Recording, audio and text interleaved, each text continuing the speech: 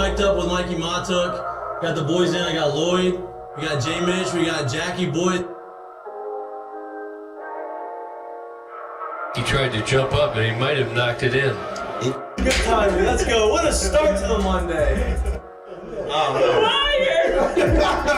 mean, I'm from Lafayette. My boys will come in and say, oh, God. So me and Joe on the ground, I got Joe in the headlock. And he's sitting there, he's punching me in the stomach, like, punching me. Here, as everyone's saying around, who here thinks Chico can practice today after having 5 full beers? And he goes, Chad Jones, right? Chad's doing the team 6 minutes. For 7 minutes, right? Chad's like, no, man, I don't think Chico can practice today. And I was like, I look back, I'm like, Jesus Christ. I saw you there. You were more fucked up than me. On the Spirit plane had some issues, I think. She was sleep farting.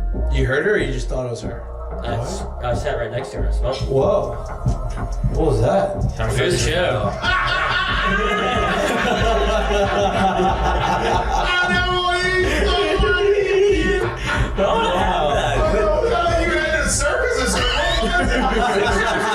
late. Like, I don't even know what I'd be doing. Now, when you do go to spring training, are you going to bring your chinchilla and your turtle? My dad tell you about it? The SEC is, God, they hate fat people. I mean, I get crushed for that. You know what I mean? It's like, come on, man. Hey, just the South, bro. You got a bunch of food down here. Like they should all Players. Look at Lloyd. You know what, Lloyd? You're looking for a recruiting coordinator, coach. I'm here. He's like, I'll piss my pants right now. No way. We're wearing gray pants, long gray pants. He goes, I'll piss my pants right now.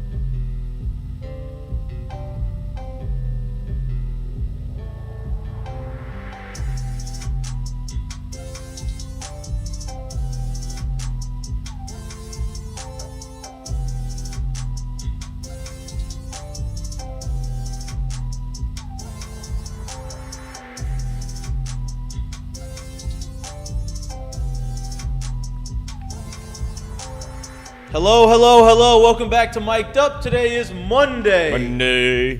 November 6th. I like the Monday. That was nice. We have a big show for you today. Everybody needs to relax. Everybody needs to take a deep breath. Everybody needs not to panic. Yes, this past weekend was not what we all had hoped and dreamed it would be.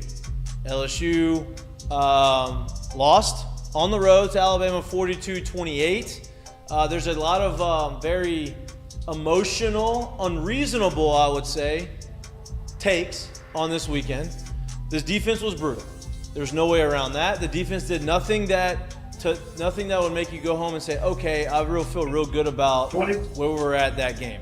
Offensively, I think you played really well. Obviously, you had a tipped ball, which if it doesn't get tipped, the guy behind him is probably going to score a touchdown or get a big gain. He was open. Gets tipped, interception, unfortunate. You had to play a perfect game. You did not. You lose the game 42-28. Your starting quarterback goes down with a concussion. There's a whole bunch of reasons we're going to talk about that, but there's a lot to be had, or a lot to be playing for the rest of the season, right? These next 3 games, I would argue, are the most important 3 games of the season. Obviously, you say, well, how can that be? They are no longer contending for the SEC West. They're no longer contending for a playoff spot. I get all of that. But at the end of the day, if you want to change the culture of this team and you want to get this team to where they need to be in the future, these last 3 games are paramount. Why? Because if you just cash it in and you quit and you say, as a player, I don't really want to do this anymore, or there's nothing to play for, then you go ahead and you lose to Florida. And then you lose to A&M. And now instead of going 9-3, you go 7-5, and now it looks like a really, really bad season. You go 9-3, you take care of business on the field, you go win the bowl game, you go 10-3, you win the season close to being back in the top 10, finish off the year. Going into year 3 of Brian Kelly, I think that is a big thing. Part of the way you make this entertaining and the way you support the guys and support the team is showing out and showing up to these games, these last 3 home games of the year. It's November, the weather's getting better. I think that is very important. We're going to get into that. Obviously, it's Monday, so it's Moffitt Method Mondays, right? Coach Tommy Moffitt is coming on the show at 6:15. We're going to ask him these questions because he's been in team with a coach on teams that have had high expectations and maybe not had, their season was basically quote-unquote over as far as playoff or national championship considerations go, but they finished the year out strong. I want to talk about how important that is. It is also Monday, which means that it also our friend from the G team, Keith Accardo, is on the show to help talk about more law education. We've talked a lot about different things, mailmen getting bit, dog bites. We've talked about slip and falls. We've talked about uninsured motorists. We've talked about a whole bunch of stuff. Now today, we are going to round it all in form and say, why should you hire the G team? They've educated you. They've told you. He's going to tell you why you should hire them. He's going to talk about just normal car accidents, things that happen more often than anything that we've talked about so far. But before we get to Keith Accardo. Whoa. Wow, the house phone. The house phone. Landline. Before we get to Keith, I would love to play. Are we ready for this? Yes. I would love to play. We talked about last week that we wanted Keith to send us a voicemail at halftime, depending on whatever was going on in the game. And he did. He was so kind enough to do that. And let's play that. 21-21, baby, at the half, just like they draw it up. Let's go. Jaden's about to have the Heisman moment in the second half against Alabama. This is what everybody wants to see. This is what legends make. Time is winning this thing. Let's get them up. Let's get them up. Defense, they're not taking. We're going to make this happen. Look. Now, what we realized after this video, or after this voicemail, is he had more to say. The voicemail, for some reason, cut him off. It wasn't that long of a voicemail. I think he shared the sentiment of all LSU fans around the country at halftime, especially after LSU gives up a touchdown and then goes right down and scores right before half with no time left and getting the ball at halftime.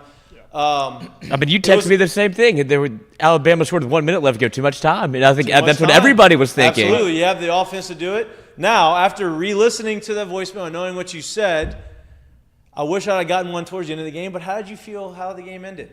Yeah, I mean, it hurt pretty bad.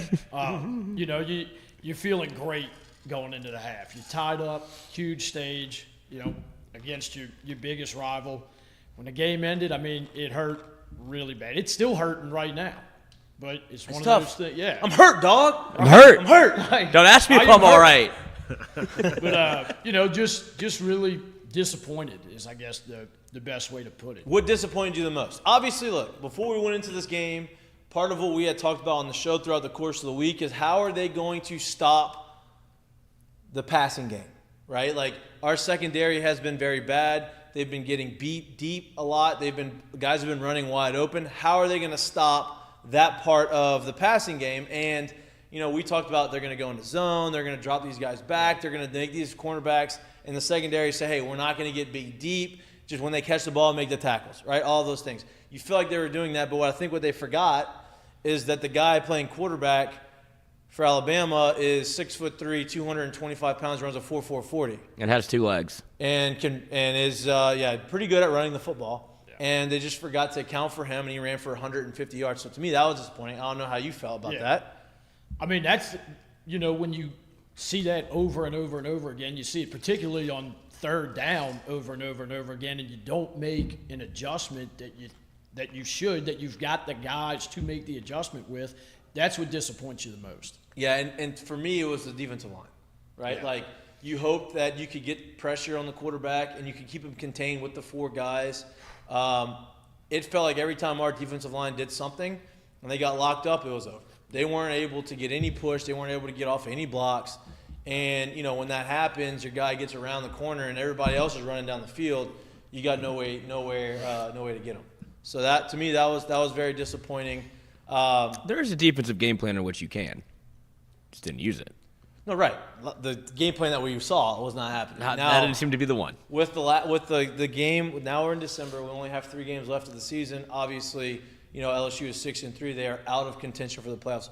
What is your feelings moving forward? What do you want to see from these guys moving forward, and to give you confidence going into the offseason and into next year? Yeah, I mean, you want to see some of the young guys get good reps, which we saw a little bit of that with Toviano and all those guys coming in.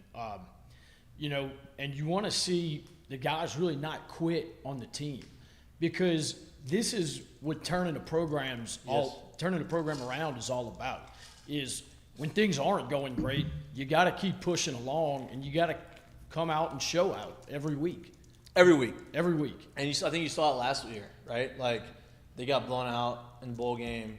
Oh, these guys, like Jaden was hurt. Now that people didn't want Jaden to start, they wanted Nussmeier to have the bowl game and do all these types of things.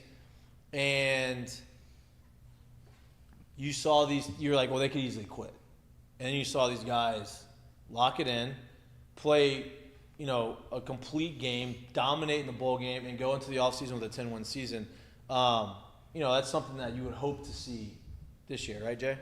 I mean, yeah, but it's, everyone's got their own angle to how this thing goes. For the older kids on the team right now, you don't want to be, one of those teams that are remembered as a 5-6 win team, right? Like, you want to finish this thing out strong. It's not what you came here for.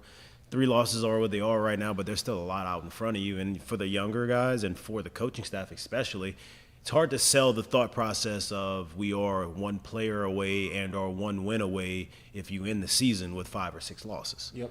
Really hard to sell that to incoming guys, whether they're freshmen or they're transfers, if that's not actually what it is. No doubt. So there's a ton still to play for. No doubt. There's a ton still to play for. Look, as we know, the college football season isn't just on the field. It's recruiting. You have the early signing period in December. Then you have February signing period. You have a lot of big, high-profile recruits. This recruiting class is really good, right? This is Brian Kelly's 2nd one. This is another good one. You have a 3rd one that's right around the corner that is going to be another good one. And so you want to be able to go out there and say, hey, listen, we went 9-3. We're not where we need to be. You're the guys that are going to help us get to that point. And you want to be able to show a product that, hey, we're going to go and play our ass off, and you're going to come here and play, and you're going to make a difference, right? Like, as a recruit, that would be enticing. Yeah, absolutely. For me to hear. And for those, and like another angle too, for like those older guys, like the conversation shifts a little bit, but more so than like a baseball season and or maybe a basketball season where it's a lot easier to just lean on those statistical numbers and or maybe even analytical numbers at the end of the year. Look, 3-4 games left, you are who you put on tape, and the eye in the sky don't lie. No doubt. You get what I'm saying? And those teams that are going to be looking at players as potentially bringing them into their organization, when you're at a program like this and you pack it in the rest of the year, nobody's trying to put that on their team. Nobody's trying to invest in that to bring into their building. So there's just so much still left to play for. No doubt. And you're in the process of rebuilding the reputation of having a really good culture, having a solid program, have a program year in and year out, are going to be competitive and do the same things. Not unlike the G team, they've built a solid program for a long time. They've built a solid reputation for a long time. Y'all have done the things the right way. Y'all have represented your clients in the best, most professional way possible. And throughout these course of these last 2 or 3 months, you have been coming on every Monday and educating us on some other little law tidbits, right? Giving Lloyd an opportunity to go make maybe some money if something had happened to him. I feel like I'm going to take the LSAT now. You're making him maybe want to leave his job and go become an attorney. But today, we're going to kind of round it all into shape, right? We showed you different ways and different incidences that could possibly happen. Today, we're going to go to the most common, which is just a normal, run-of-the-mill Baton Rouge car wreck. Car That's accident. right. And Not just Baton Rouge, anywhere. Anywhere. Doesn't have to just be here in Baton Rouge. We recruit the whole state. Yeah, we can represent you. As a civilian who gets in a car accident and they have to make a decision on who they want to call to represent them, right? You can drive down I-10, you can look at billboard after billboard after billboard after billboard with a bunch of different injury attorneys. Right. Why would me, as a civilian who just got in a wreck, why would I say, you know what, Gordon's the one, the G team is the team that I want to represent me? Well, to me, there's a number of reasons, and one of the main things is our attorneys are going to stay in contact with you directly, okay? Where a lot of other firms you're dealing with a paralegal or a case manager or something like that, to where when you come to us, the attorney is the one that you're talking to a lot of the time. Okay, and I think that makes a big difference. It helps me know where I need to direct my case, and I think it definitely makes the client feel a lot more comfortable with who they're dealing with. Well, you want to feel as a client, this is like anything, right? Even in sports, right? If you're getting recruited by a college or a coach, you want to feel like that coach has your best interests at heart, right? You want to feel like that coach has got your back. He's going to put you in the right position, the correct position to succeed. And it's the same as when you're trying to pick somebody who wants to represent you in the legal side of things. I want to feel that you are representing me because you believe in me and you want the best for me, and I'm not just another client to you. I'm somebody that you feel like is a little bit more important. Just another notch on your belt. Just another notch. and it's not another notch. It is dealing with a client's case. It is personal to me. We get to know our clients fairly well, and I want them to know that when any client or anyone dealing with a situation like a car accident, we are there to help walk you through the process from the second you walk into our door all the way to when the case closes. We've got the tools, we've got the knowledge, we've got the experience to get it done. Get it done. I like how you said, listen, you've been trained very well. You've been trained very well. Bring it home. And look, to me, what's going to separate you, right? To me, that's it, right? Everybody can go out there and, hey, I'm going to go get you some money based off of this car accident because of whatever. I think the separator is, okay, there's a lot of attorneys out there. Which one do I feel like is going to care for me the most? And obviously the G team does a really good job of that. Obviously, y'all have been great to us. You've been awesome. Gordon's been awesome. Ramsey is scared to come on the show, so he hasn't been awesome. A little stage fright. A little stage fright. It's okay. But everybody that we've come in contact with that's involved with Get Gordon and the G team and the Gordon McKernan attorneys have all been awesome. So if they are in a car accident and they want to have that family friendly feel of an attorney, how do they get in touch with you? Give us a call, 888-8888. Area code. Any area code in Louisiana. 88. 225-318-337. Doesn't matter. All the area codes. 504. Give us a shout. We'll take care of you. Keith, I appreciate it. Hopefully, are you going to the game this weekend? Or are you going hunting? I'm trying to make it happen. We had a little curveball thrown into our hunt this weekend. I don't think we're going to have water where we. Oh, yeah, it's a big drought. Let's say, what curveball could possibly go in this? No water. The drought's been pretty Whenever bad. people were talking about going duck hunting, I'm like, you sure there's going to be any ducks? I mean, if you got water, you should have birds, but it'll. Ain't much. Yeah, ain't much water. There's not many spots that have it. Still trying to make it work to where can make the hunt and make the game. Okay. Well, hopefully we see you out there. It's a 6:30 game. Gives you more time. Yes, indeed. Gives you more time. Not going to be any water at the tailgate either. What's that? No water at the tailgate either. Well, it'll be all the water at the tailgate. We'll figure that out. Yeah, there's some water in there. You have to maybe like siphon through the alcohol. Not after a loss. Not if Loer was supplying. Yeah, That's no basically doubt. what he meant. No doubt. BYOW. Appreciate you as always on Monday. We'll talk to you next Monday, hopefully after a nice Tiger win. Yes, indeed. Over the Florida Gators at home. Get Gordon. Get in touch with him at 225-888-8888. Keith, we appreciate you as always on Mondays. Thank you, fellas. Of course, thank you. Our next guest, just run right in there, is none other than Coach Tommy Moffitt of the Moffitt Method. It is Moffitt Method Mondays. Coach Tommy Moffitt on the show. We were talking a little bit off air about the game this weekend, about football in general, but in particular about the game.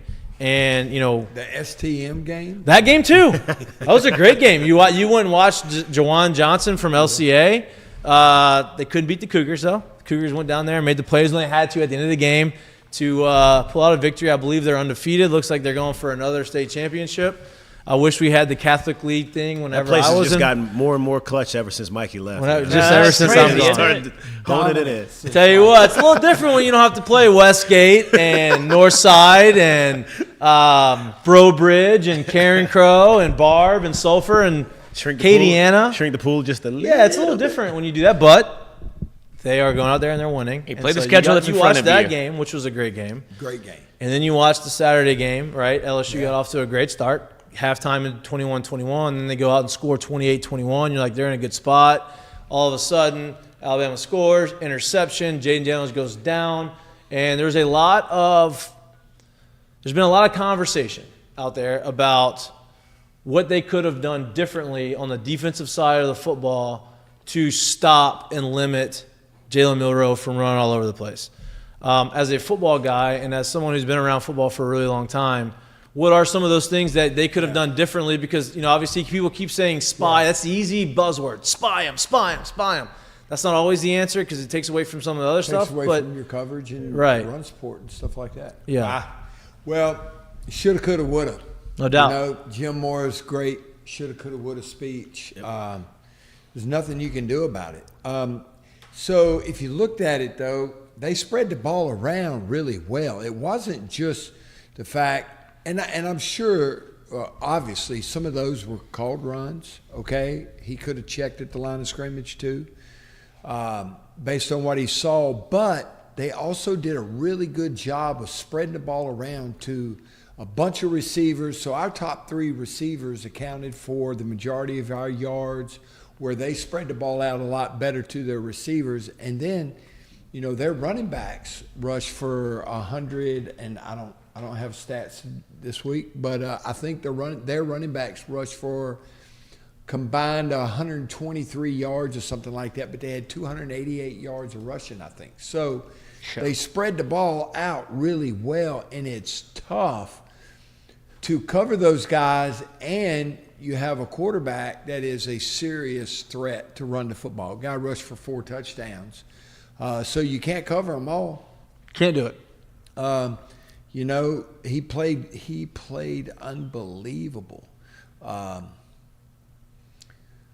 mean, golly, man. It was – listen, they had a lot of hope. You want – Yeah, I was about to say, from a physicality standpoint, we talked a lot last week and I think a little bit the week before about that bye week and having to find that kind of nice middle ground of trying to keep guys up or trying to keep guys calm but not letting them get too high.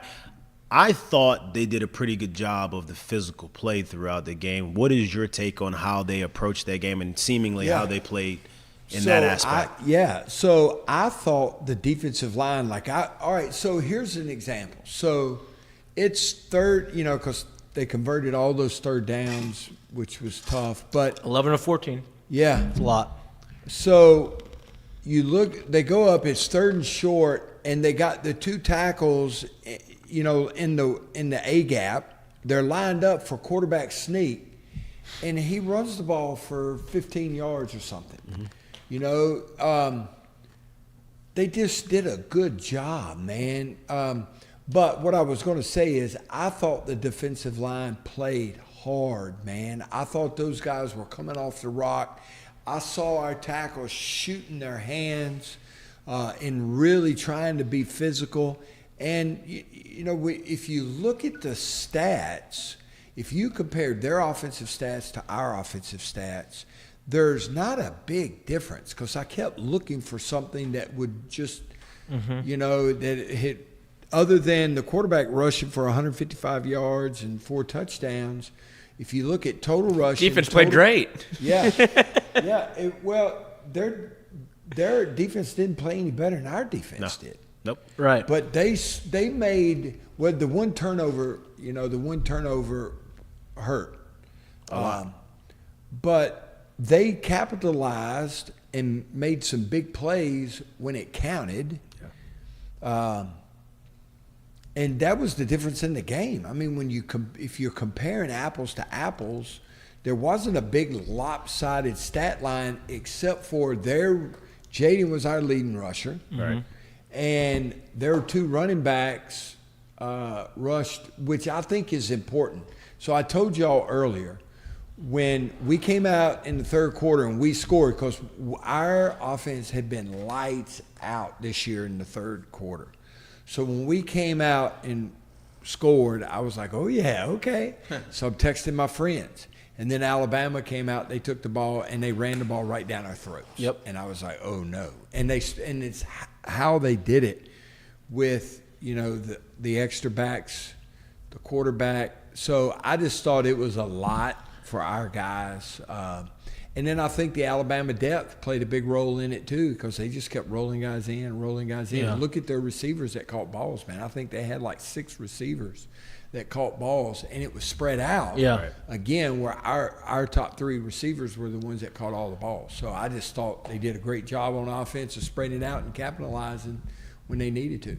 Now, I know everyone wants to talk about the Alabama game, and it's over. All right. It's over. So, all right, all right, so I know what we're fixing to talk about. Yeah. We're fixing to talk about the letdown. Yes. And that's what happens when you spend 2 weeks of putting all of this emphasis on beating Alabama.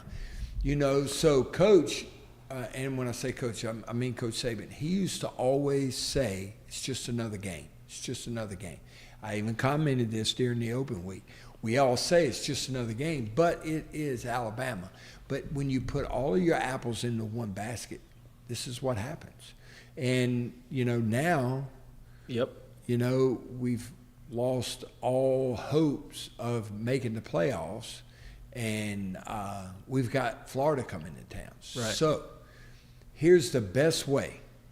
And for a long time, we had an incredible record after a loss. Like we were really, really, really good after a loss. And the best thing that you could possibly do is to get well on Florida. Beat the brakes off of Florida.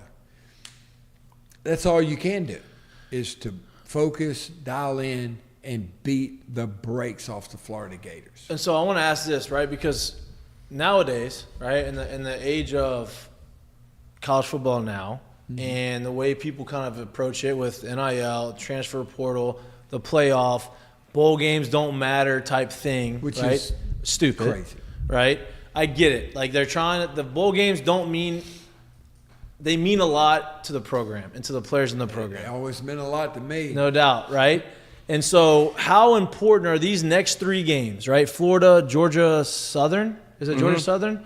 And A&M, right? To end the season, instead of saying, okay, we're 6-3, instead of going 6-5, 7-5, how important is it 9-3, going into the bowl game, having a good showing, finish season 10-3 to the next year, to the program? 10 wins. Yeah, 10 wins. 2 years in a row on a team that, nobody expected much out of last year, and then, obviously let them down a little bit this year. But yeah, so you kind of, when you're at LSU, it's kind of hard to put things into perspective sometimes because we've been so successful. But I can remember after a loss, and I don't remember who it was that we played, but it was after a loss. And I was in the locker, I had my head down, I get on the bus, and I was sitting near Coach Jenkins, and we were talking, and he called me Bubba. He goes, Bubba, you got to remember, half the people that played today lost. Okay? And as simple of a statement as that is, it's very meaningful. Okay? So now you have to go play Florida and a very beatable team if you do what you're supposed to do.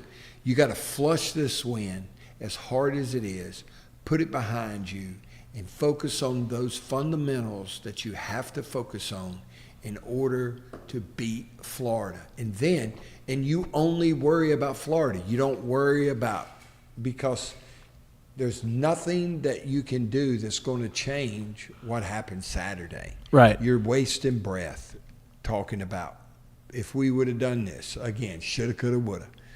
So you take all of that energy, because what happens is there's a lot of finger pointing. But there were instances in the game multiple times where somebody it was just a matter of just a little bit of extra effort or being in the right place and, not looking in the backfield, et cetera, where you could have made a play that would have been the difference in the momentum that they gained. And so you just focus on those things and work your tail off and do the best you can and go beat Florida. And then the next week, you take care of business. And then you got another team. I mean, who wouldn't love beating the brakes off of Florida and Texas A&M? Right. That's all I can think about. Right. There's not two more deserving teams in America than a good woodshed ass whooping. And there you go. We can say it, ass whooping. There's no better teams in the SEC Western Division. Well, there's one or two more, but beating the brakes off of the Florida Gators, that's the Florida Gators. Yeah, no doubt. Yeah. No doubt. It's the Florida Gators and the Texas A&M, whatever they are. 12 men's. 12 men, yeah. Beat the brakes off of them. And respect Georgia Southern, because you don't want them to come in here, and you have to drive the field late in the game to win. I've been in some of those. You got to respect every opponent and respect them by beating the brakes off of them. And you talked about LSU being young, right? Young defensively. They had a lot of guys that hadn't really played a ton. This is an opportunity for those young guys to continue to build and put tape out there, right, for the next year and build some momentum going into next year. You've been on teams that have had high expectations going into the year, and then for one reason or another lose a couple games, and now they're out of the contention for the championship. Yeah. But y'all ride the ship into the season with on a high. 10 games, man. All right, so the key, again, you got to put that behind you. You got to put that loss behind you. You got to make sure that everybody is pulling on the rope in the same direction, okay? And that's critical. You got to make sure that the guys on offense aren't pointing the fingers on defense, because there were times when we didn't play well on offense, man, and you can't have that. So you got to make sure that everybody, offensive, defensively, and everybody on special teams, all those special teams players are focused and concentrating on doing what they're supposed to do. Beat the hell out of Florida, all right? And do the same. Then you go to a bowl game, you got a chance for 10 wins. And when you finish the season, like when we beat Louisville and the Heisman Trophy winner, you don't know who you're going to play. You could play USC. There's no telling who you could play. There's no telling who you're going to play in a bowl game. And you go there and you get a big win in the bowl game. You got 10 wins. Right. That's huge. And you went 10-4 last year. You go 10-3 this year. It's a better season. You have a better winning percentage. Then you go into year 3 and you have another recruiting class, and it's like put yourself in a situation to continue that momentum. Jay, you got?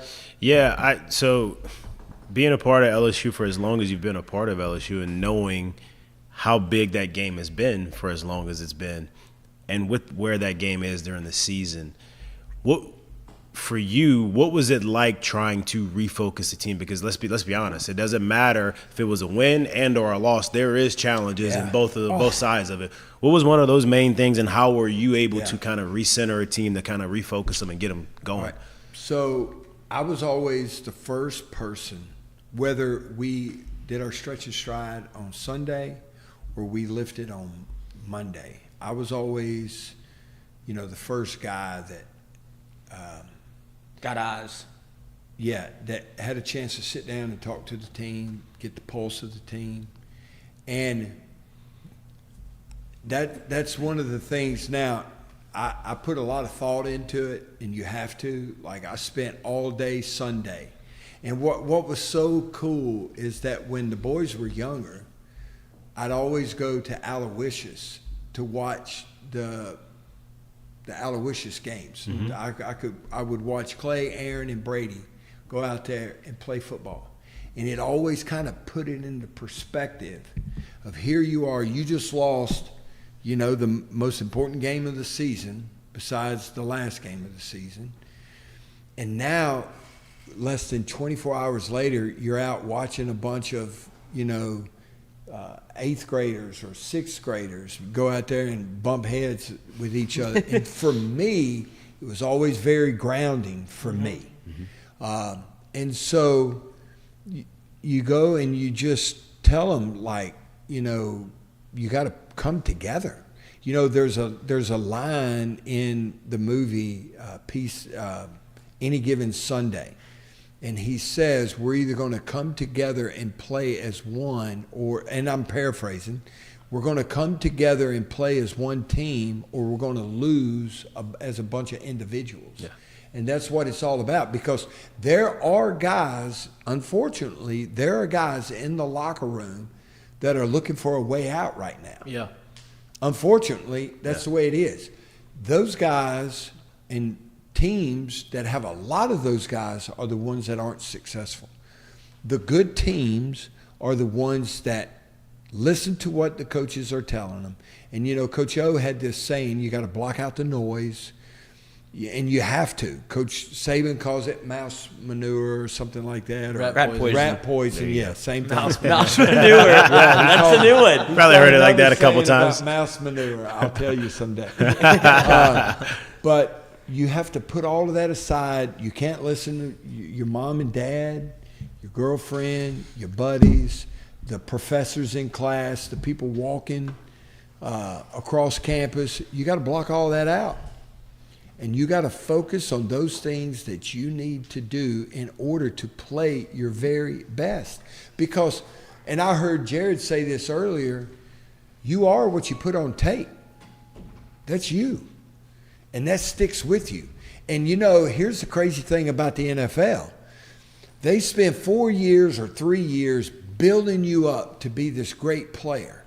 And then when the season's over, all they do is tear you apart. I can't pay them. Until the draft. Right. They turn over every rock. They follow kids around with private investigators to see what's going on. Wow. Yep. And so you are what you put on tape, and they watch every play, every scout in every organization. Anybody who has anything to do with the NFL draft watches every piece of tape. And so if they see it, they believe it.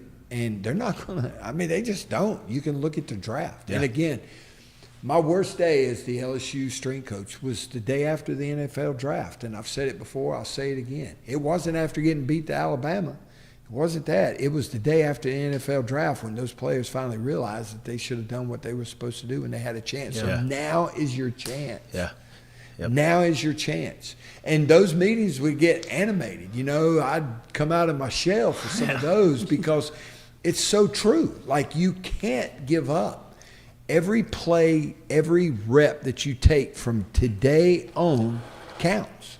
It's so the reason I brought that up too, because it's, you know, the more removed I am from the whole situation, the more perspective you gain, like, on the situation. It's cool to see, because it's even today, man, like, these kids get a lot of attention in the high school game. They get a lot of attention, a lot of eyes on them once they get to college. But there isn't a bigger, hotter, closer microscope when you come to LSU than when you play in the LSU Alabama game. And turning around on the front, on the after side of it, no matter if it's a win or a loss, it's, I either got to take you down off of Mars because you think you are the hottest thing to ever walk the earth, or I got to come and pull you off the ground because you think life's over at this point. Seeing kids kind of how they respond to that and how they move forward, that's a tall task for anyone. And here's the thing: when you play against Alabama, you're playing against NFL players. Like, there are teams in the league.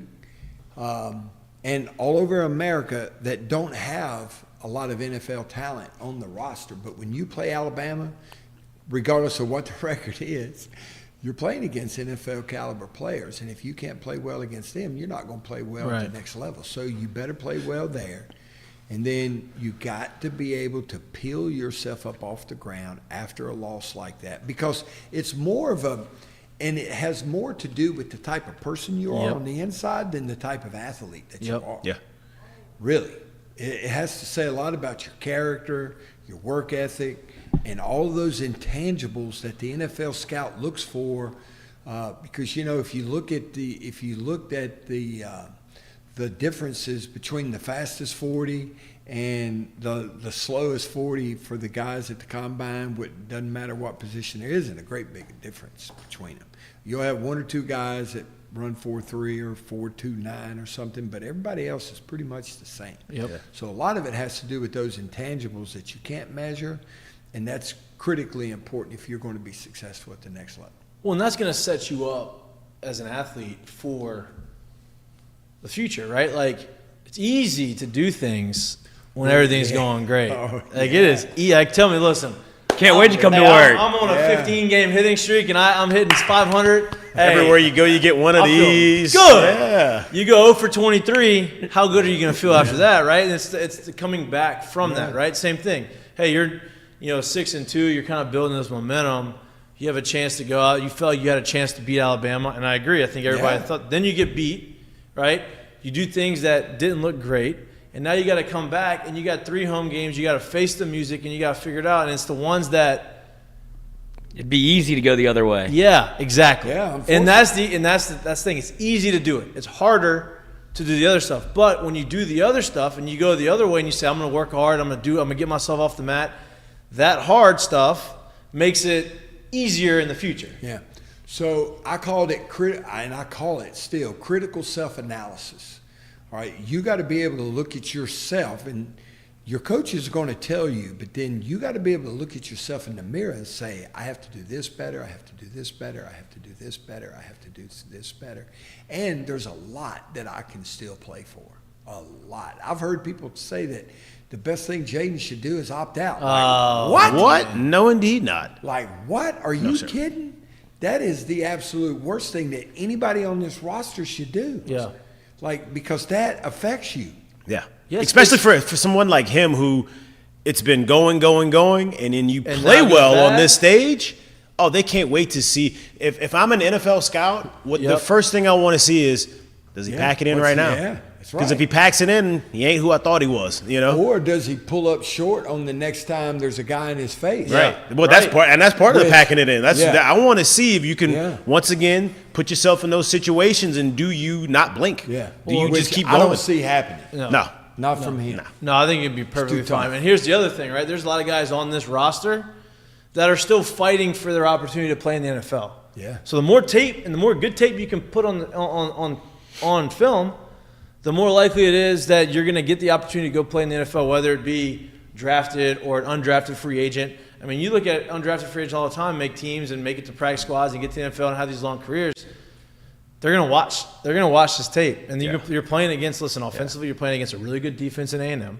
Florida's got a really good offense. They run the football, so you have the ability to go up against some high quality teams, other NFL talent, and show yourself. If Jaden was smart before the season, and I'm pretty sure he was, I'm not saying that he did it this exact way, but one of these goals that he could have put out there for himself as something to do, and it's not one that should be at the top of his list, but it's one that should be on his list, is, hey, I know for sure I got 12 job auditions, 12 job interviews this year. I better be present for every single one of them. And not miss, not be late, not blink. There's 12 of them for sure that I better be present and on my A+ game for. No doubt. If he's smart, that's the way you have to kind of look at it. Like, don't take any of those opportunities for granted. No doubt. And I don't think that's even being selfish, like to your point, like when you talk about playing for, no, I'm like, okay, am I playing for me or am I playing for a team? It's like, I'm playing for both. Like now these have become job auditions. Like we're not playing for a national championship. That's easy to rally around. But also, if I'll go out here and now I'll start thinking about individually, they're looking at me every play, then it's like, all right, I still have to give 100% effort because that all funnels into winning football games. And if you just go like, all right, the season's over, I'm going to take a play off, that's when you get caught. 100%. And so to your point, right, and I want to ask you, I'm sure there's an example that you've had from your coaching career of having a situation like this, right, where a team they're kind of at that crossroads. Hey, do we pack it in? Do we continue to fight and play well and finish the season strong? If you do that, these guys are going to set the foundation for the future, right? This is something that you can lean on to as a coaching staff and as players that are young and go back and say, hey, this is what we had to do in 2023. We figured it out, and now look at where we're at the next year. I mean, I'm sure you've had examples of that. Yeah, every year. I mean, finishing the season with a bowl win is always catapults you into the off-season program. Always. And you find out a lot about people. And here's something else too. So you get like 15. We would always get about 15 bowl practices in. Okay, so if in 3 years, that's 45 practices in 3 years. So if you're a freshman and you go to 3 straight bowl games, you're going to have a minimum of 45 extra practices that you would have gotten in had you not been in a bowl game. So that right there, you're stacking up reps, all right, and lots of reps. And especially in bowl practice, the first couple of practices or the first week of practices kind of has a training camp mentality to it, because you don't know who you're going to play. Well, first, you get to work out more, too. I always like that. You get an extra month of workouts. Couple days in, yeah. So you're getting all this extra work in. But then the first week of practice was always kind of like a training camp. Not as much hitting as training camp, but the length, because you're not tapering for a game. So the length of practices were longer, so you get extra reps, a lot of individual, a lot of fundamental work. Guys are getting all those extra reps, but then the coaching staff would take those guys with a lot of mileage on them, and those guys would only get those meaningful reps that they needed to get, and then the young players got a lot of that first week of practice reps. Yeah. It's kind of like a spring practice in a way for a lot of guys. And then when you find out who you play, then you start doing more installation work, and those young guys, their reps at practice gets cut. And then you start letting the older guys get more of those game, preparation reps. But it's huge. Going to a bowl game and winning a bowl game is huge for any organization. I'm curious. I don't know the answer to this question at all. Once you get to November, is there a certain personality type and or maybe even position group that you routinely saw the young guys in those spots kind of start graduating and becoming a little bit more of a man, taking a little bit more of a role? D-line. Really? Yeah, O-line and D-line, because those weren't necessarily your best athletes on the team per se, the young guys, and usually those players were the ones that had the biggest room. Like, so for instance, if you're a wide receiver and you're recruited by LSU and it takes you 3 years to get on the field, they're out recruiting you the next season. They're trying to out recruit you. But for the linemen, the developmental process for those guys, because they're not quite as good of an athlete as you or as some of the other guys, they need those extra reps. So really with the O-line, because it kind of, especially for guys that have never played with their hand in the ground and they get moved. Let's say a guy played left tackle and, in fact, if I was an offensive line coach, all of my tackles would be left tackles. And, I would take my left tackle, move him to right tackle, as they got older and stuff. But so if you've never played on the right side, that's a big switch. Or if you're a left guard and you get moved to the right side, that's a big switch. Or if you're a center or a guard. So it takes a lot. Same thing on the defensive line. It's called the evolution of football. You take those guys that played ends because they're more athletic than tackles, and you move them in. You take those tackles and move them in. And so that's kind of the evolution of football for those guys. So, yeah, those young guys are the ones that improve or generally on the offensive and defensive line. It's interesting. Moral of the story of this LSU conversation, well, before we start really just talking all football, because I do have an update on our friend up there in Michigan, Jim Harbaugh. Yeah. Moral of the story is don't panic.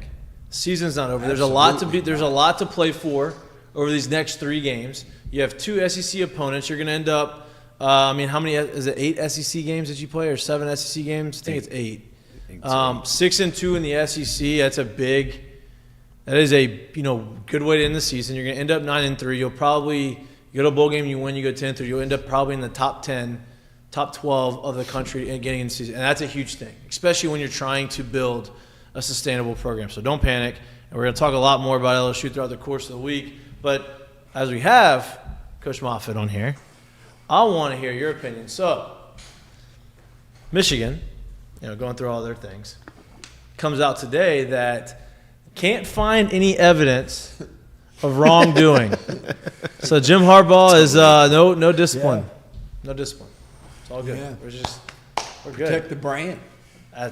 Which one? Yeah. The UM or the NCAA? The Michigan brand. Yeah, the Michigan brand. So, interesting conversation before I came here. I was talking to a high school baseball coach in Columbus, Ohio. Wow. And he's an Ohio State grad. Okay. So I asked him his opinion on it. And he said, I played college baseball. And I've been a head coach now in high school for 10 years. And he said, there's people in the bleachers all the time that are stealing our signs. Like last year, he said, as we got closer to the season, end of the season, postseason play, there was a school. Their coaching staff came to our game. They were watching us play. They watched us actually play 3 or 4 times, he said. And he said, I'm sure they were writing down our signals and watching what we were doing at bat and all and trying to do everything they could do. But he goes, we changed our signals. Right. So it didn't matter. Right. But he goes, the crazy thing about this is they were in the bleachers videoing with cell phones. Mm-hmm. And that's where it goes to the next level. Yeah. Or to the unacceptable level. Yeah, it's systemic. Right. They're going to do it. We're going to do it. Now everybody's doing it, and it's not. Yeah. And so I thought that was a pretty interesting take, to hear a high school coach who's an Ohio State grad talk about it. And, it's just... Again, I've never, and a lot of coaches would say that you didn't even have time to worry about that anyway during the game. Like, if you're worried about stealing signs or signals from the sideline, I just don't understand where your mind is. Right. All through, and do it systematically. As kind of part of the game plan a little bit. Yeah, right. Yeah. Right. Oh, you're relying on it. It's I never in 34 years of coaching ever heard a coach go through that much effort to steal the signs. It was maybe we just were not any good. Any of those teams not worth it. Yeah, I don't ever remember us talking about. Again, and I said last week, I've heard coaches say, hey, I think we got their signal for this, or we may have their signal for that. But to go through the trouble of airfare and buying tickets and making sure they were sitting behind the bench, that's unbelievable. Yeah. Crazy. Now, I saw photos of this guy. I don't even know his name. Connor Stallions. Connor Stallion. All right. I saw pictures of him in a Central Michigan game. Yep. I guess they they couldn't prove that was really him. I don't know. Sunglasses and a hat. So what's the gist of that? 9 p.m. Was he supposed to be on their sideline? He was on their sideline that game. But he wasn't working for Central Michigan. No, he was working for Michigan. Yeah. Right, and they were playing Central Michigan was playing Michigan State. Oh. And so he was scouting for the next week. Yeah. And so this was his plan to get on the sidelines. No proof. Right. Because no facial recognition. No, I mean, he's even wearing sunglasses that have the camera in them. You couldn't open the iPhone with it, so they can't, Yeah. They can't use what they got. But Jim McElwain is the coach at Central Michigan, and he was like, I have no idea how he got on our sidelines. We didn't credential him. We didn't. I mean, look, the head coach is worried about the game. Yeah, no, that's what I'm saying. Exactly. So it was at Central Michigan in cahoots with this is one bad actor that's out there doing what he can for Michigan football, which I'm kind of jealous. LSU needs more fans like Connor Stallions. So staffs have grown exponentially since I started coaching. So when I coached at Miami, we had 2 grad assistants. We didn't have anybody else that helped. It was a guy from New Orleans that I'd coached with, Philip Banco, and Mario Cristobal. Those were our 2. Wow. Those were our 2 GAs. So we didn't have the staff or the resources to fly somebody to Central Blacksburg, Michigan, Virginia, to steal Virginia Tech signals. Right. But I never remember. Through film. Now you did everything you could do through your film, sideline, and all to get every tendency you possibly could. But and I guess in games there were people that were looking with binoculars, which is fine still. Just like in baseball, just like there's nothing wrong with that. Right. But I can't get over the fact that somebody flew to all these different games. I just can't. It's unbelievable. It's hard. I'm glad you're harping on that point, because for me it's hard to believe that his contribution and his work to doing that was him taking that out of his own pocket. Someone had to have known that was going on. That's expensive. Someone had to be funding that. There's just no way in hell he was paying for all that just to get some signs. Yeah, that's just airfare. That would be, if his tickets were, if Let's he got just them say far $500 a ticket on average. Yeah, so that's what, $2,500 to $3,000, and then airfare, Ubers, food, hotel room. Yeah. I mean, that's $15,000. It's a lot. When it's all said and Yeah, done. and They're doing as much as and they he said they're made doing it. well. So, and we talked about this last week. Where did he tell people he was at? Yeah, but you have a job to do, right? Yeah, he's got. Like he has a job on Friday at the Friday practice. Like he's not there doing it. So where is he? I got Who's a taking over? party. I gotta go home to my family. Might play some golf. He's missing at least he's 4 or 5 of them a year. Nobody made $55,000 in my department that I didn't know where they were. You didn't know when he was in the bathroom. Like I know where you at. I knew where he was all the time, unless there was nothing to do. And then I was probably texting him, calling about work stuff. The whole time. I mean, that's the way it is in college athletics. Yep. Like you work. Yeah. Yep. You're in the office all the time. And if you're not in the office, you're at practice. Right. If you're not at practice, you're eating in the cafeteria, working out in the weight room. Like you're there all the time. You just don't disappear. Literally, I know where you at. Like people miss weddings, people miss funerals. You put off surgery. You miss your birth of your child. Yeah, you miss your kids' high school football games. You miss your daughter's dance recital or her, whatever she's doing. Like you miss everything. So it's hard. It's hard for me to imagine. And I guess my last little point about it too is when you think about back with the sign stealing in baseball, it was kind of weird because it was. Two things to me make the sign stealing worth it, or at least worth it for the level that they were doing it at, is the accuracy, like the rate of which you got it right, and how quickly can you relay this information. Exactly. And so they only had one. I've only seen one video where there was literally someone shooting from the opposite sideline across, and they weren't shooting the actual other sideline. You could just see him in the background, and it almost seemed the team on the field was getting the call. And as soon as they go back, you can see them in the background saying if it was pass or run. If you're getting every call that quick, it makes the cheating worth it. And at that point, it's like, all right, that's a little too much. Yeah. It's one thing if you kind of try to figure out, I think I know, we don't. But if you're able to get it in that almost instantaneously and have it that quick, that's when it's like, that's when you've gone too far.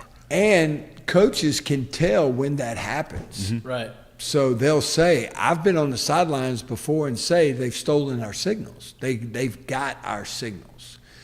a good coach figures that out at some point. Right. Now sometimes it might be too late.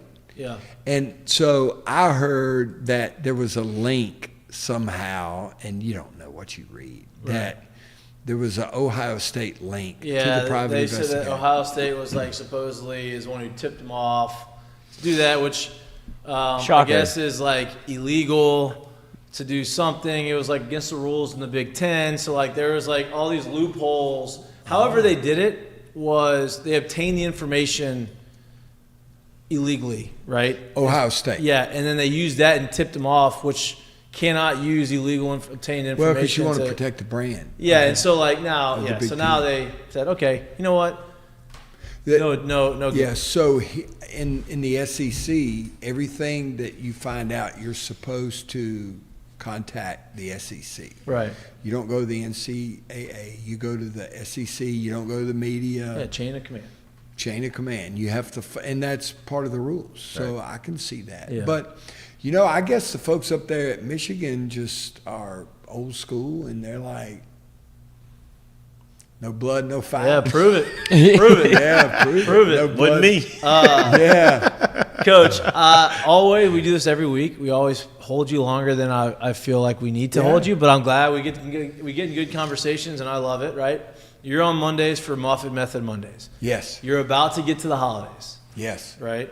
The holidays is a good time where, if you're a young athlete, maybe you're transitioning from one sport to the other sport, right? Mm-hmm. And you have this break, and you have the first time all year where you have 5 weeks of no school, right? Seems to me like that'd be a good time to try out the Moffitt method, getting ready for the spring season, I right? like where you're going with this. Whatever season you are. So if you're a young child, young kid, young athlete, you find the Moffitt method at themoffittmethod.fit. And if I was a young athlete just coming off my football, let's say, we won the state championship and I'm ready, but then all of a sudden I got to get ready for baseball season. Yeah. Or whatever season it is. How would you approach if you're an athlete? What would you do? You'd call the Moffitt method, call you, yes, email you. We have email us, call us, go to our website. We have all these little widgets, robots that you can converse with. But we have a perfect program. We have a 6-week. There's 3 parts. We have a 6-week sprint-based program. All it is sprinting to increase your speed. Low volume, high intensity sprinting, and it's for maximum sprint speed ability. If your goal is to get stronger, I need to gain weight, I need to get stronger, we have a 6-week weight program with no running. All I get to do is lift weights, 3 days a week of lifting only. If you want a combination of the two, we have a 6-week lifting and sprint-based program. And it's built out so that the really only long day would be Friday. Monday, there's lifting on Monday, not a lot of running. Tuesday is pure sprint. Wednesday is only lifting. Thursday is pure sprinting. And then Friday is a lift with a little bit of conditioning. Yep. Because you got to maintain that conditioning throughout the break. I thought you were going nutritionally. I wasn't expecting. That was my next one. Yeah. That was my next one. Yeah. Nutritionally, let's talk about that. Yeah, let's talk about that. So this is critical, especially if you're a big guy or if you're going to wrestle, if you're going into a different sport or you plan on running track. And you got to watch what you eat during the holidays. We all know that we can pack on pounds. Big boys can pack on the pounds, as much as 3 pounds per day. So think that's a lot. That's a lot. So you have to be very careful. You got to stay away from the sweets. You Thanksgiving is here. Your calories. Oh. Can't drink your calories. You got to stay away from fruit juice, Powerades, Kool-Aids, all of that type of stuff. Whiskey. And focus on good quality proteins, chicken, fish, pork, beef. Eat good proteins, stay away from the high starch foods, and work out. Mm-hmm. Work out. You have to stay in shape because you don't want to be on a roller coaster. Right now, if you just finished football season, your sports-specific conditioning, especially if you're a player, your sports-specific conditioning is as high as it could possibly be. And that's the ATP PC energy system, because you have, Wow. You have a these, lot of letters. Yeah. Adenosine triphosphate. That's phosphocreatine. That's the energy system that you use for short explosive bursts. So at the end of football season, that is up there. So you want to maintain that fitness. It's the same type of conditioning that you would need if you were to run sprints. So you want to make sure that you maintain that fitness.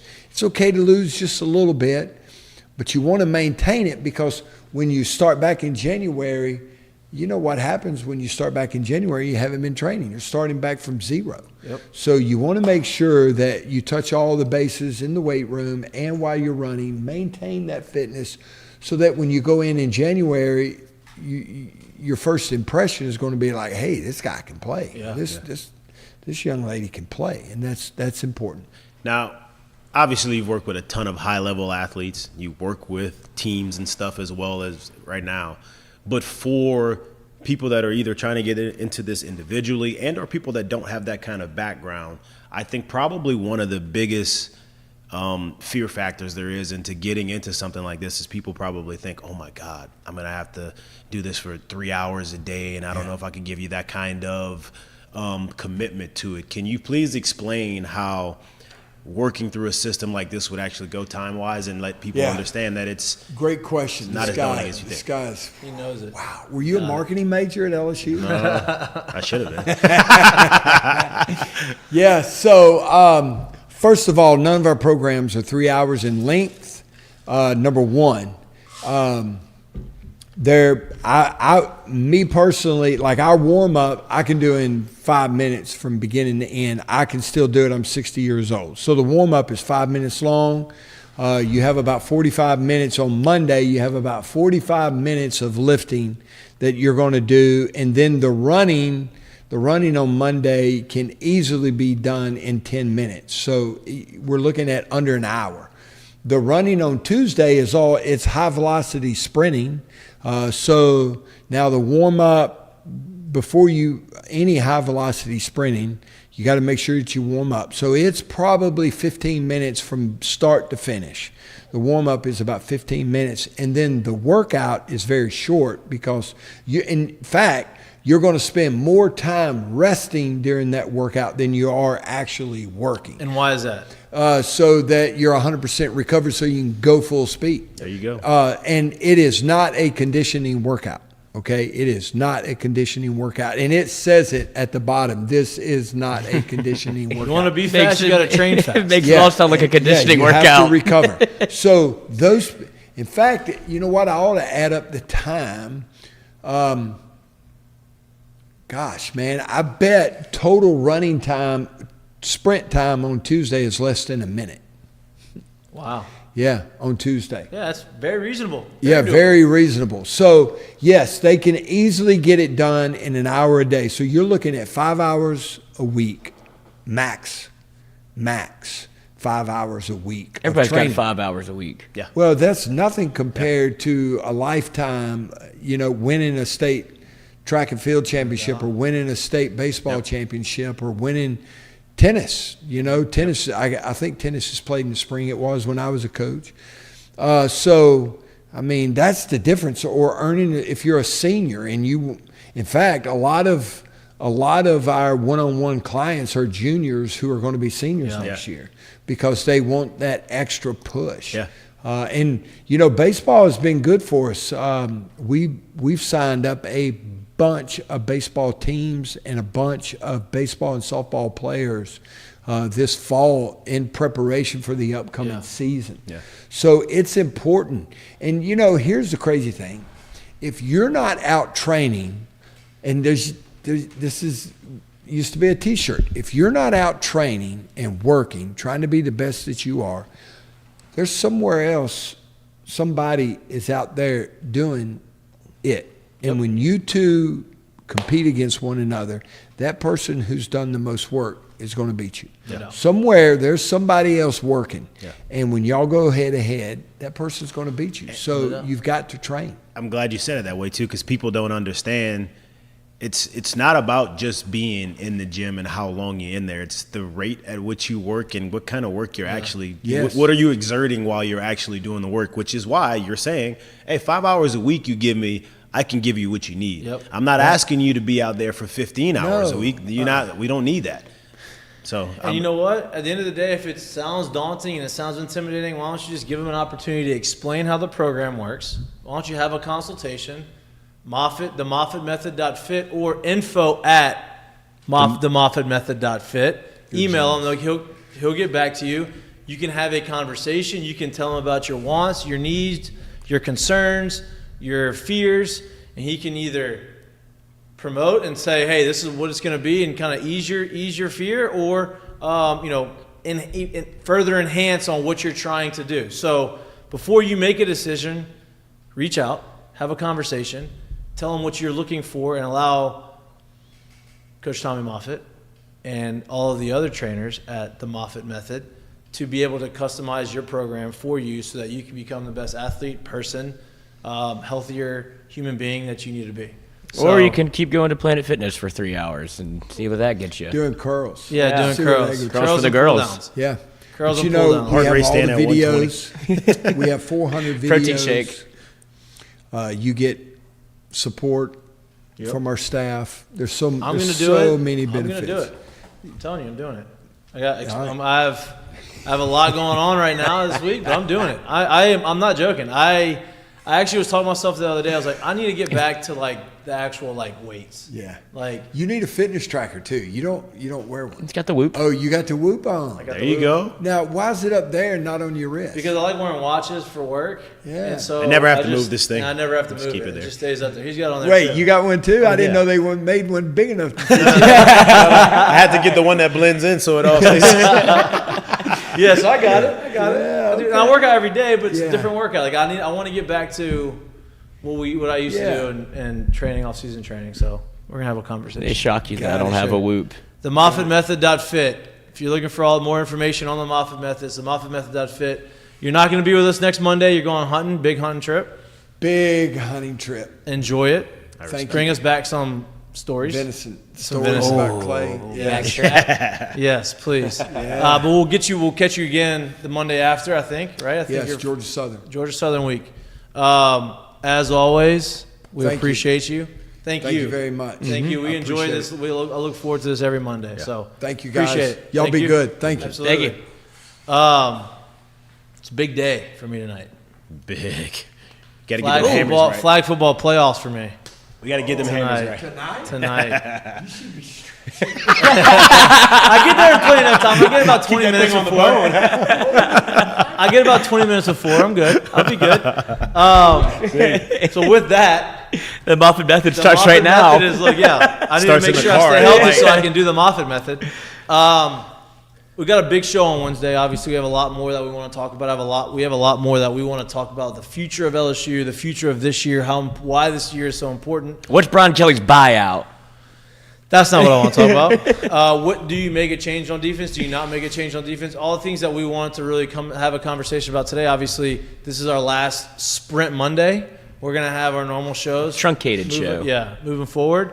So with that said, let's get to our seggies. Mistake of the day is brought to you by our friends at Doe's Eat Place. Yes, it is. Doe's Eat Place, another place we need to visit here shortly because after a loss like that, it's always a little bit saddening. You're going to get a little comfort food. Oh, yeah. Feel nice. The weather's turning. Oh, yeah. Chilly season. Yeah, pack on some pounds. No, that would not be me. I just like to go and watch people eat. There you go. Especially now. But speaking of eating crow, you have Caleb Williams. I don't know if you remember him last year after a loss in which a quarterback was weeping on the field and he was like, you should probably toughen up. I actually forgot about it that he said that. Yeah, that's what makes the mistake of the day because he goes into the stands and he's got to find mama. He's sobbing. He is boo-hoo crying. Jumping up and curled up laying in the arms of family there. I mean, you got the bounce going and everything. Look how hard he's breathing. The sniffle bounce and everything. That's what what this comes out. I don't know if there's anything going on. I don't know, but his other he is crying. His other response is, "I'm gonna go home, and I'm gonna cuddle up with my dog, and Curl up watch and shows. cuddle with my dogs and watch shows. Yeah. Not tape. No, you don't have to watch tape, but like that's just something that I don't know. Whatever. He's trying not to get drafted. That's tough. He wants to come back. Mm-hmm. Wants to come back. Play for mama. Mm-hmm. Curtain call, brought to you by our friends at Assured Partners. And me. Mm-hmm. What we got today? I feel like it's in the doc, and I didn't even want to go to put it in the doc. So whoever put it in the doc, please go ahead and speak it because it's probably one of the more incredible things, and I'm piggybacking off of it because I loved it. So, Lloyd, do you have one specifically, or you want me to use this as a team? Oh, I have one, but it's in the same vein. It is? Yeah, it's not the same. It's mine's different, but NFL related celebrations. So, if you paid attention to NFL football this past weekend, or last couple weeks. Yeah, but so you might as well give him. Kirk Cousins goes down with a torn Achilles, right? He's out for the year, devastating. He was having a really good season. The Vikings had a rough start, but they were playing a lot better. They were trending upward. They had won 3 straight games, and I think they were they won 2 straight games. No, 3 straight. I think it's 3 straight. They were 3-4. Kirk Cousins was playing some really good football, even with Justin Jefferson out. And then he goes down. It was devastating all around, all-time good guy. Josh Dobbs, also a good guy, rocket scientist, super smart. Like, that's not me just saying that. Like, he legit is a rocket scientist. Was at Tennessee. Was starting quarterback for the Arizona Cardinals this year because Kyler Murray was out. Got traded there the Tuesday before the season started. Right, Tuesday before the season started. Went there, actually kept them afloat for a little while. Yeah. Then they traded him because Kyler Murray's going to come back. They traded him to Minnesota to be the backup for right now because Kirk Cousins was out. Well, the backup that turned starter goes down in the game with a concussion. Unlike the second or third drive of the game. Yeah. In comes Josh Dobbs. Josh Dobbs doesn't really know all the plays. The only thing he knew was the game plan, the plays that they were potentially going to run for that week. Coach, he did not know the players in the huddle's names. Didn't know the players. Oh, and he said as much. Yeah. No, right. That's what I'm saying. Didn't know any of that. The players in the huddle, the centers in them, did not know his cadence, didn't know how he called the play. He did nothing at the field because he got there on Tuesday and the game was this weekend. It was just didn't have time. So what does he do? First possession, they get the ball at the 1-yard line. Couldn't have been a worse time to have the ball. Drops back, gets a safety. Then, what does he do? He leads one of the best comebacks of the season, throws a game-winning touchdown pass to win the game at the very end with, I think it was 4th down, no time left. They win the game. Now they have won 4 straight. They're 4-4. They're right back in the thick of things to make the playoffs, and he's earned everybody's respect. What he did, I can't state this enough. What he did is unheard of. It is almost impossible to be able to go there. 1, understand what you're trying to do. 2, be able to have the guys around you that you don't know, professional athletes, rally around you and play their ass off and win a game. So that is my curtain call. I'm going to piggyback a little bit off of it too. Obviously, that was my curtain call as well, but I'm going to go to a different side of it. We know, it's around here, it's well known at how much Joe Burrow and all them boys worked in the offseason to head into that year, that special year that they had, and how much they worked on timing. So timing matters, right? It's all known when we talk about Jaden and the 3 offensive coordinators in year 2 here. Look at the difference it's been. So it obviously matters to be in the playbook and know the playbook and know how it goes. Not many people really know how the timing of the microphone that's in your helmet if you're the quarterback on an offense goes. So basically what it does is that microphone gets cut off at 15 seconds left in the play clock. So what was having to happen was Kevin O'Connell was calling the plays and literally going across the thing saying hey, this guy's going to run this guy's going to run this guy's going to run this, check to this if it doesn't happen this way. And if he didn't get it out before 15 seconds, the mic was cut off and he just had to figure it out. That's the situation that he played in and won an NFL game with guys he's never thrown to before, come from behind win. Scrambling on 3rd and 4th downs to get the first down. Unbelievable performance. Incredible. I don't think that's the curtain call. And then you have one, kind of. Oh, yeah, just have Jim Irsay dancing in the locker room. Yeah, he has to hold this guy's hand so he doesn't fall? Yeah, I think so. Is that kind of what was going on? Did you see his tweet from this, by the way?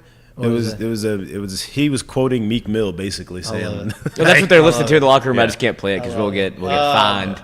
So, but then with that Josh Dobbs thing, you saw what is it, Kevin O'Connell? That's their head coach. Yeah. Like him waiting in the locker room. He's like, look, we're not starting this shit until Dobbs doubt. gets back in, and I want everybody to cheer for, like, No give doubt. him his flowers because what he did was impossible. So And he's there's, earned it, dude. it's a great video and great recognition by the coach to be like, I'm not above this. One of the most impressive things I've seen in sports, Yep. any sport. Yep. That's all we got for you today. I wonder how many people lost money on that. Like, oh, Dobbs is coming in. Let me put a live bet. Yeah, no doubt.